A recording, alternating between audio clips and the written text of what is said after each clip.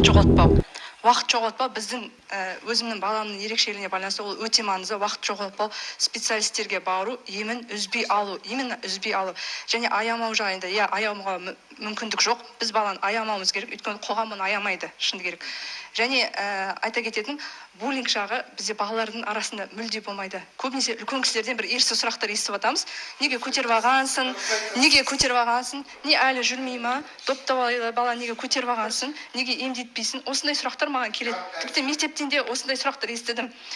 Мен мектепке барған кезде биыл бардық, ерекше балама кітапша жасаттым, таныстыру кітапшасын жанында сыйлығын қосып, ата-аналарға таныстырып. Өзім мектепте істегенде білем, ерекше баладан бәрі қорқады. Шыны керек, бәрі қорқады.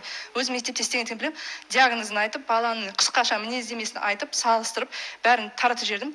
Чатта жаздым. Келесі күнде аталар бәрін түсіндірген. Қазір нулевой сынып 5-тегі балалар ана балаға қарай қалайтын. Физкультурада келіп қолынан жетектеп жүрсем, қолына келіп ұстайды, добын әкеп береді. Сен аяғына витамин ішу керек, маған анашым айтты дейді. Саған витамин керек дейді. Сен сүйегің сонда күшті болады дейді. Осындай сөздер айтқанда, прям білмеймін, жүрегіміз күшті болады. Коридорда жүрсе де келіп қасына тамақ ішеді, олар перекус жасайды, печеньяларын алып келеді, бәрін беріп. Негізі үлкен адамдардың арасында кездеседі, балалардың арасынан ондай мүлдем көрген емеспіз.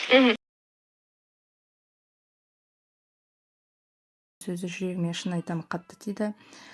Біз үлкендер қоғамды өзгертеміз деп айтамыз, бірақ біздің балаларымыз бұны әлде қайда шешіп қойған. Мен осы эфирден кейін көптен ойлап жүрген жобаны подкастен де түсіремін деп нақты шешім қабылдадым. Бірақ мен әлі стартаптың басындамын, оған студия керек, түсірілім керек, ақша керек. Менің әлі үйренетін заттарым көп, бірақ мен күтуге емес әрекет етуге шешім қабылдадым. Мен бұл сөзді жай айтып жатқан жоқпын. Мен өз басымнан өткен ерекше баланы тәрбиелеп отырған ана ретінде басқа аналарға күш қолдау керек екенін түсінемін. Сол сәтте мен өзіме уәде берген болатынмын. Өзім осы аналарды осындай ақпарат істеген кезде осындай балаларға арналған бір қолдау көрсететін нәрсе бастаса ғой деп. Сондықтан да мен бұл жобаны бастауды нақты шешім қабылдап тұрмын. Бұл подкаст стиліндегі жоба болады. Мотивациялық проблемаларды емес, адамның ақпараттандыру. Негізі мақсаты ақпараттандыру. Бұл жерде ерекше баласы бар ананың қабылдауы, ол баланы қоғамның қабылдауы, сол барлығы ақпараттандыру арқасында болады. Біздің қоғам ерекше балалардан қорқады, қабылдамайды. Бұның бәрі мен ақпараттың аздығынан деп ойлаймын.